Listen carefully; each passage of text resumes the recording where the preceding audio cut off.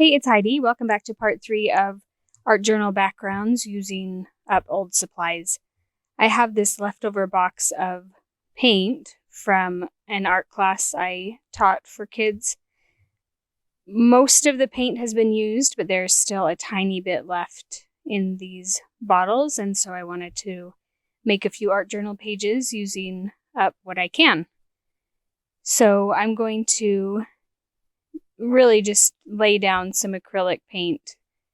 I like to do big swatches of color all over the page, and I generally tend to work in like colors. So I'll do a spread that's all kind of blues and purples, or all greens, or all pink or similar bright colors.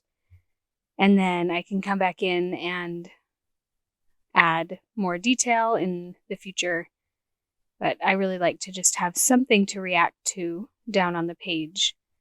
This part is really almost meditative. It's very relaxing, just putting color down. And I don't really have to have a plan in mind or be thinking about what this is going to turn into in the future. Luckily, acrylic paint layers really well, so if I want to add more color in the future, I can, but really just getting over that blank page is a great way to just start. Sometimes it's intimidating to know, like if you wanted to do an art journal page from beginning to end, you absolutely could, all in one sitting. But for me, it's really helpful to have something down on the page already. So I'm really going to do pretty much the same thing over and over, just with different color schemes. And I will also pull out a small brayer at some point and use a brayer for a little bit and do some paint scraping with an old credit card.